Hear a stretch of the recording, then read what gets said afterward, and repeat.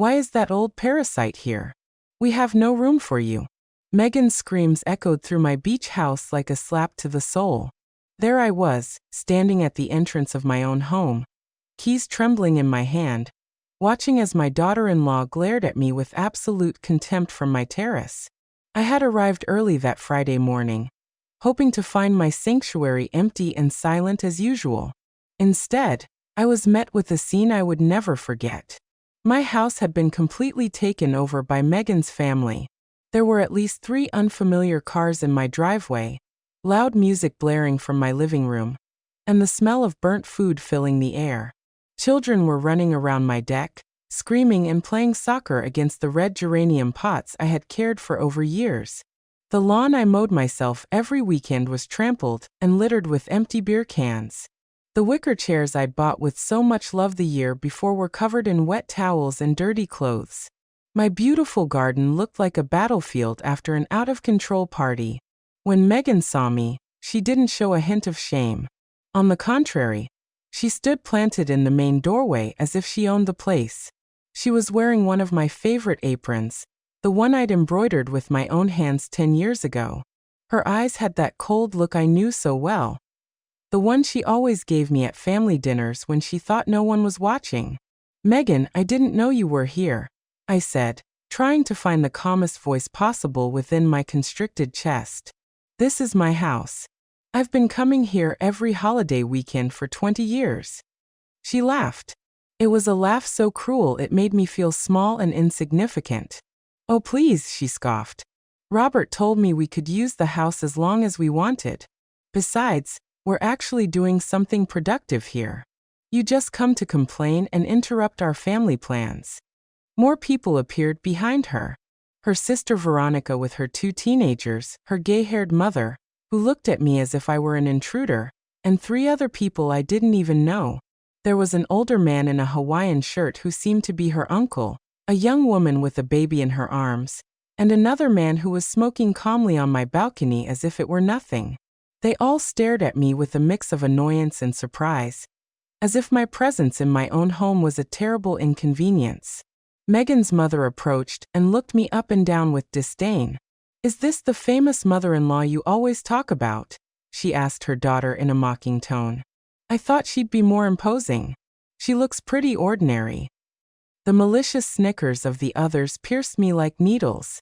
There I was at 70 years old in my simple travel clothes, being judged by complete strangers on my own property. "Where's Robert?" I asked, feeling my heart start to beat faster. My son had to be here. He would explain everything. Was there a misunderstanding? "Robert is working as always," Megan replied, crossing her arms. "Unlike you, he has real responsibilities. Look, Eleanor, there's no room for you here. The rooms are all taken. The kitchen is being used to prepare food for the whole family, and frankly, your presence will only create unnecessary tension." I was frozen. In that moment, it felt as if the world had stopped. She was actually kicking me out of my own house. The house I built brick by brick after I was widowed, the house I worked day and night for years as a seamstress to pay for. Besides, Megan continued with a poisonous smile, "I already spoke with Robert and we agreed that this house needs to be used more. It makes no sense for it to be empty most of the time while you live comfortably in the city. We have kids who need space to grow." The words hit me like stones. 20 years of building this house after my husband died. 20 years of paying every penny of the mortgage with money earned from cutting and sewing clothes for other people's families. 20 years of caring for every detail, every plant, every corner of this place that had become my personal sanctuary, my only refuge from the world. "This house is mine, Megan," I managed to say, though my voice sounded weaker than I would have liked. "I have the documents. I pay all the bills." "Oh, that's enough," she interrupted, raising her voice even more. "Always the same thing. How it's yours, how you pay. Robert is your son, isn't he? What's yours is also his, and what's his is also mine. That's how normal families work." The kids had stopped playing and everyone was watching me in silence. I could feel their eyes on me, judging me, waiting for my reaction. The humiliation burned my cheeks like fire, But something inside me refused to break. It refused to give them the show they were waiting for. One of the teenagers, who seemed to be Megan's niece, came closer and looked at me with insolence. "Why don't you just go to a hotel? My aunt is right. There's no room for anyone else here." "It's fine, dear," I finally said with a smile that came from my soul, but I knew didn't reach my eyes. "I understand the situation perfectly." Megan smiled in victory, believing she had won. The others seemed satisfied, as if they had witnessed a just victory. They had no idea what they had just unleashed.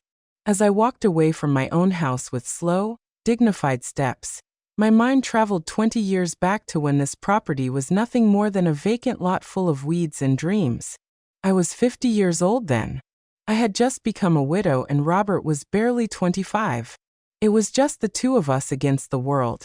And I had made the most important decision of my life to build a refuge for our family. I remembered that August morning when I arrived at the lot with my work shoes and my savings book. I had saved every single dollar by working as a seamstress, taking orders from 4 o'clock in the morning until 11 at night. Wedding dresses, school uniforms, clothing alterations, curtains for other people's homes. My fingers bled 1,000 times on that sewing machine I still own. But every stitch was one brick closer to my dream.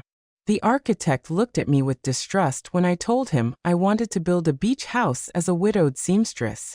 "Mrs. Crawford, this is going to cost at least $45,000, he told me while looking through his papers. "Are you sure you can handle this expense?" I took out my bank book and placed it in front of him. I had exactly $45,000 saved, penny by penny. Robert accompanied me the first day the workers arrived. His eyes were shining with excitement, seeing his mother turn poverty into hope. "Mom, are we really going to have a beach house?" he asked me as I marked where the foundations would go. "We're not just going to have it, son," I said. "We're going to build it with our own hands." And so we did. For 2 years, every weekend, I drove out here to supervise the construction. I carried sand, painted walls, and planted every tree in the garden. Robert came with me when he didn't have college classes. Together, we chose the kitchen tiles, the creamy color of the walls, and the exact position of each window to let in the sea breeze. When we finally finished the house, Robert hugged me on the deck and said, "Mom, you're the strongest woman I know. Someday when I have a family, I'll tell them how my mother built this paradise with pure love and hard work." How had that same boy come to allow his wife to humiliate me in the place I built with so much sacrifice? The house wasn't just walls and a roof. It was the symbol of my independence after becoming a widow.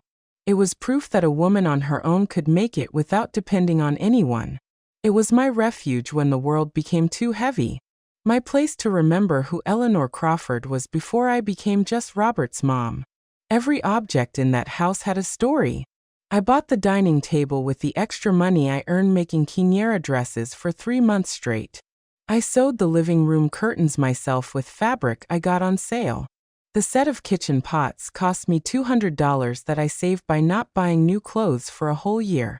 But what hurt the most was remembering all the times Megan had come here as a guest. The first years of her marriage to Robert, she behaved like a grateful daughter-in-law. "Oh, Mother Crawford, what a beautiful house you have. You must be so proud of everything you've accomplished."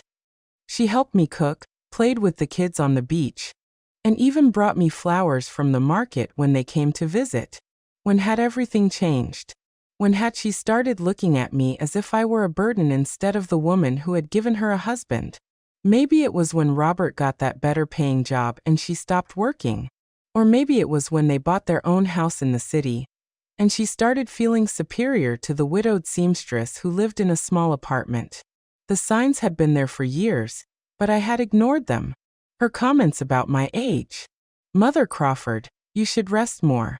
It's not good for you to work so hard at your age." Her suggestions about my clothes. "Why don't you buy something more modern? Robert makes good money now. He can help you." Her hints about the house. What a waste for this house to be empty most of the time. Now I understood that she had been planning this for a long time. The invasion of my house hadn't been spontaneous. It had been calculated, thought out, designed to humiliate me and take possession of what I had built with so much effort. As I walked toward my car, I felt something I hadn't experienced in decades. A pure cold rage rising from my stomach to my throat. It wasn't the blind rage that makes you scream and lose control.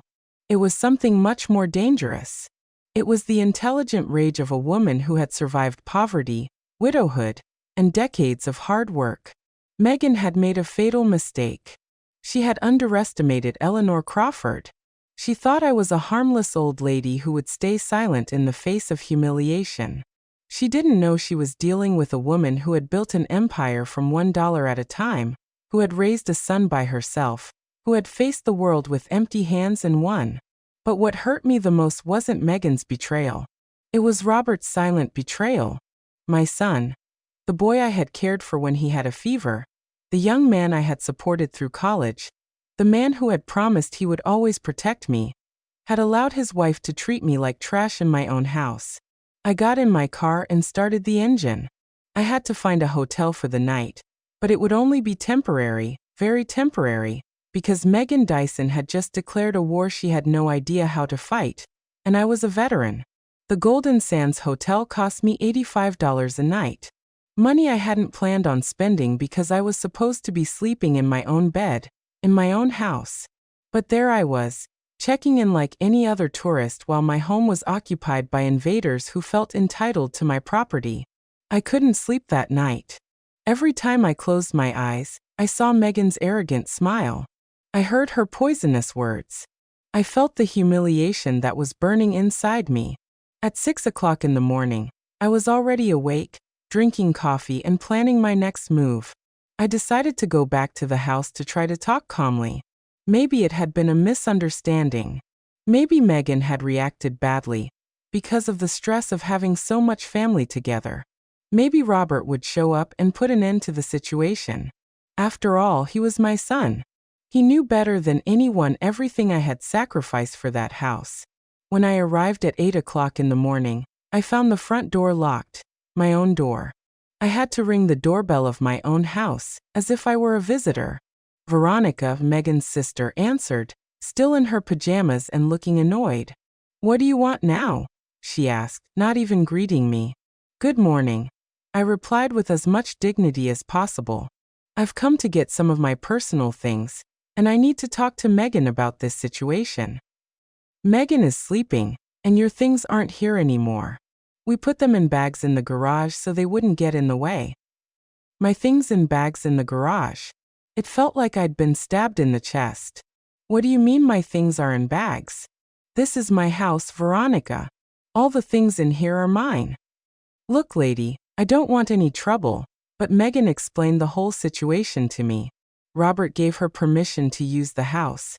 And you guys already worked everything out. I don't know why you're here to make drama now.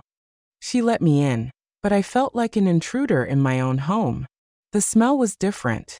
It smelled of strange food, cigarettes, and cheap perfume. My living room was full of inflatable mattresses and clothes thrown everywhere. The furniture I had chosen with so much love was stained and in disarray. When I walked into the kitchen, my heart nearly stopped. My beautiful kitchen, the one I had designed thinking of all the family meals I would prepare there, was completely wrecked. The stove had burnt grease on it. The sink was full of dirty dishes that already smelled bad. And they had used my best pots to cook something that had left permanent stains on the bottom.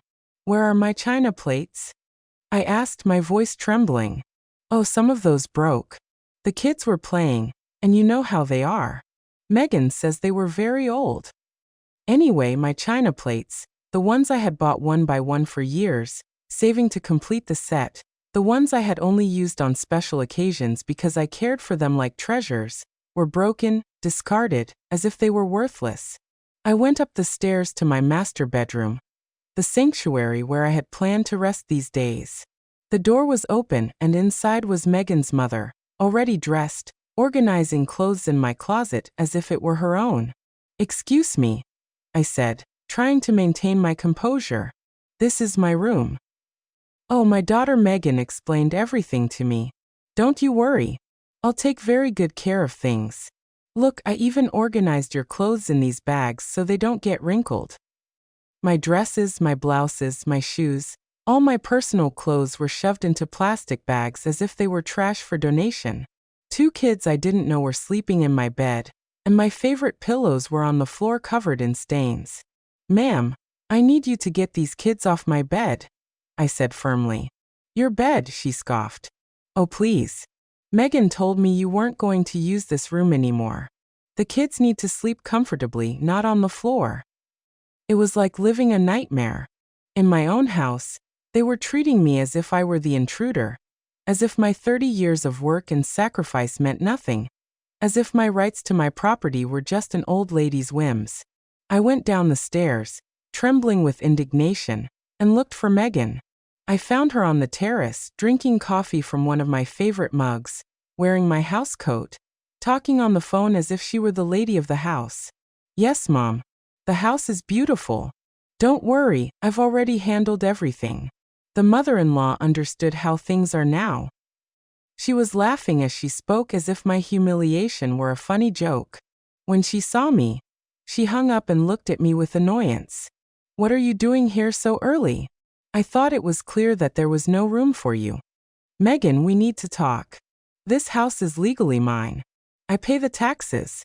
I pay for the maintenance. I have all the documents. Robert has no right to give you permission for my property without consulting me. Oh, please don't start with your legal drama. Robert is your son, right? Children inherit from their parents. It's normal. Besides, we're taking better care of the house than you are. Look how full of family it is. How happy it looks. Happy? You've destroyed my kitchen. You broke my plates and put my clothes in bags like they were trash. Well, you have a lot of old things that are no longer useful. We took the opportunity to do a general cleanup. We did you a favor. I couldn't believe what I was hearing. This woman had invaded my house, destroyed my belongings, humiliated my memory and my memories, and then had the audacity to tell me she had done me a favor. Where is Robert? I asked one last time. I already told you he's working. But don't worry, he's completely on board with all of this. In fact, it was his idea. He said, "It's time for this house to be used for something productive instead of sitting empty, waiting for your occasional visits." That lie broke my heart. I knew my son better than anyone. Robert would never have planned something like this behind my back. But then, why wasn't he here defending me? Why was he allowing his wife to treat me this way? Megan, I'm going to be very clear with you. You have until tomorrow to get your entire family out of my house. This situation is going to end now. She laughed that cruel laugh I already knew too well. What? Are you going to call the police? Are you going to sue your own son? Don't be ridiculous, Eleanor. You know you can't do anything against us. We're family. In that moment, I knew she was right about one thing. We were family. But she had forgotten a fundamental rule of true families. Wolves don't attack the pack. And she had just attacked the oldest and wisest wolf of all. I smiled and turned to leave. You're right, Megan.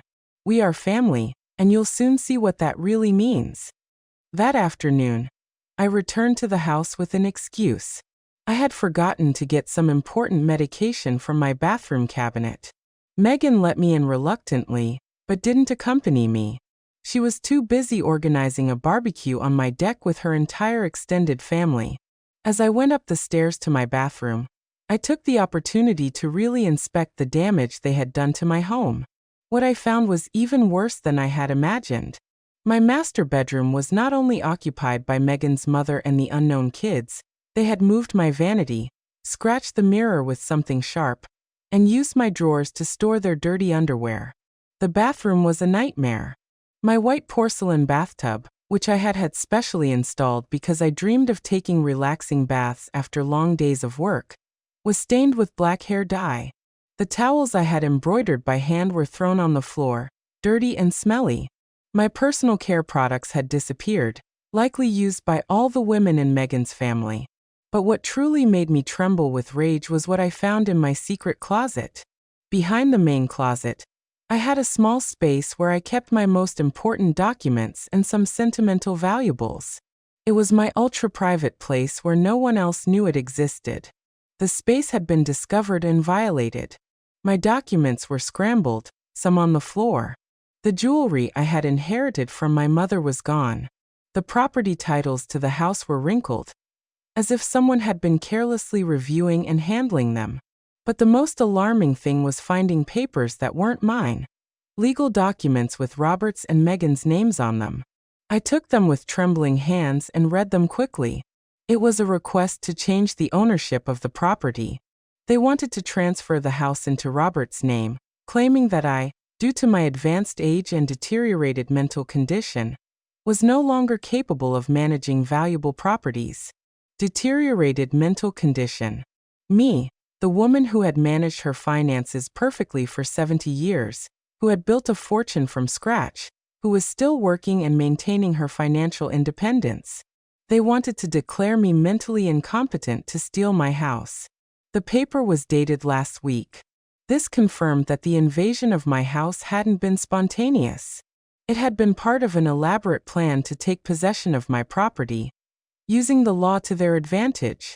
At the bottom of the papers, I found something that chilled me to the bone: a real estate appraisal.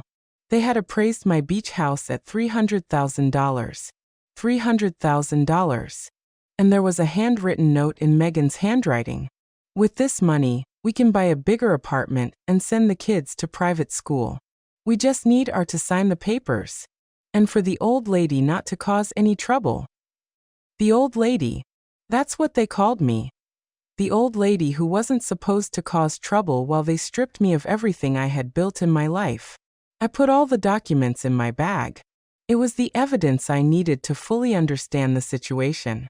This wasn't just a family invasion. It was a planned robbery, an elaborate fraud to strip me of my life's work with my own blood as an accomplice. I left the closet and went to my bedroom window. From there, I could see the terrace where Megan's entire family was celebrating. They had loud music on, were grilling meat on my new barbecue, and using my outdoor plate set. The children were running around my garden, screaming and playing without supervision, trampling the flowers I had planted with so much love. But what hurt me the most was seeing Veronica, Megan's sister, taking selfies in different corners of my house, posing as if it were her new property. In one photo, she was sitting in my favorite hammock. In another, she was in the kitchen serving drinks as if she were the hostess. She was uploading them to her social media with comments like, "Family vacation at our new beach house and blessed with this paradise." Our new house. It wasn't even the family's house anymore. It was her new house. I took photos of everything with my phone. The mess, the damage, the stains, the scattered clothes.